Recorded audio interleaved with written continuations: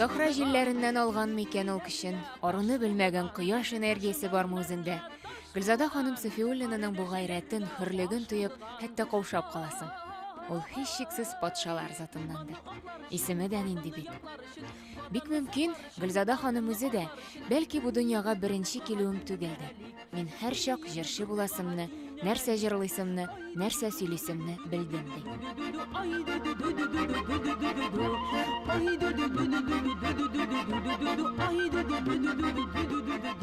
Гел үз юлым булды минем. Менә мәсәлән кичкенә чакта теге урманга җиләк җыярга барадыр, пишән чабарга барадыр, име? Шунда да мин алдан ире җиләкләрне җыеп, алдан гына тиз генә китмидем. Алдан китәләр иде кешеләр, ә мин аларның артыннан теге чистартып, бетереп, менә шулай итеп, нитеп калганнарын җыеп, нитеп нашайтырып. Ничектер минем тирәмдә һәрвакыт гармония, матурлык булырга тиеш икәнен мин сиздем. Һәм ул шулай булды да.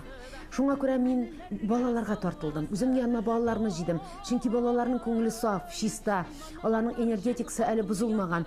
Һәм мин алар белән кайнадым. Инде мин зурайып беткәч, улайгач та, хәзер дә мин балалар янына барам. Сөембикә варислары дигән төрки татар балалар фестивалендә Гөлзада ханым балаларны яратканга, милләт киләчәк итеп күргәнгә оештыргандыр. Гомумән, төрки халыкларны берләштерү, уртак тарихыбызны өйрәнүдә Гөлзада Сафиуллина күп көч куйган шәхес. Нинди генә төрки илгә бармасын, ул тәрҗемәсез сөйләшә, җыр телендә. Мин яратам, төркиләрнең җырларын яратам, ныгай җырларын яратам. Үземнең репертуарымда да минем ныгай җырлары бар. Кырым татарларының теге булай итеп матур итеп шундый тауга бардым, тау кисмәгә, талды минем беләгем, уйнамасам, көлмәсәм, яна минем йөрәгем. Шундый аларның җырлары бар. Халыкның шуклыгы, шаянлыгы, хөрлеге, менә бөтенесе алар җырларга салынган. Авыллар буйлап гастрольләрдә йөргәндә мөнәҗәтләрне җыйдым әбиләрдән. Ни өчен мөнәҗәтләр? Чөнки анда аның сүзләре шушы кадәр тәрбияви көчкә ия. Аларда акыл, анда тарих та бөтенесе. Хәтерлим әле Илһам абый белән эшләгән вакытта Илһам Шакировны тинтертәдер идем. Илһам абый, безнең иң беренче борынгы җырыбыз нинди җыр булган? Нинди җырларыбыз безнең борынгы җырлар? Ул әйтә, билгеле түгел инде алар кайсысы борынгы. Менә бит хәзерге халык җырлары. Алар бөтенесе борынгы. Әмма кайсы кайчан язылган, аларны әйтү кыен дип. Ә мин барыбер борынгы җырларны эзләдем.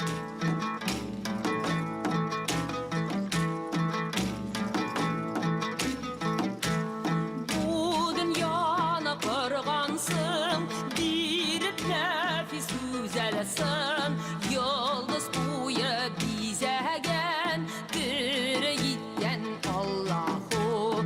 Yıldız buyu bizegen, diri gitken Allahu. Min җырларымны үзем тудырам.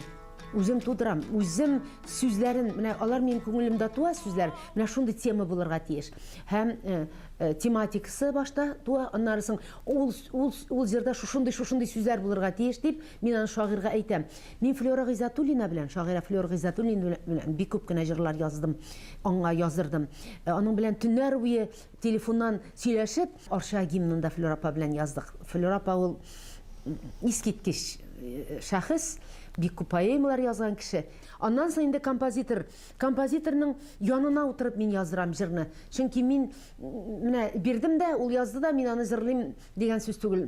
Хәтта менә бик композиторларыбыз белән дә шулай эшләнелде. Фасил абый белән, мәсәлән, бик күп җырларыбыз туды. Фасил абый әйтәдер иде, бер вакытны минем радиога аның бер җырын яздым да, Фасил абый тегәле ишетә алмый калды радиога язганчы.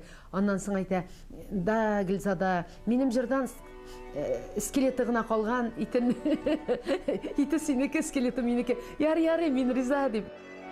Иркән буласым килә, иркәм диясем килә, иркән буласым килә,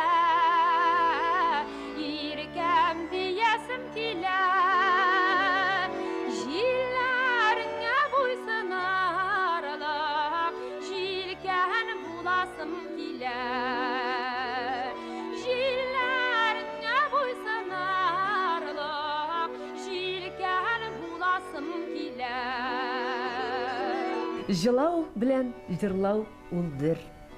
Җырлаганда да йөрәкнең иң нечкә кыллары тирбәлә. Һәм җылаганда да шулай. Шуңа күрә я җырлыйм мин, я җырлыйм.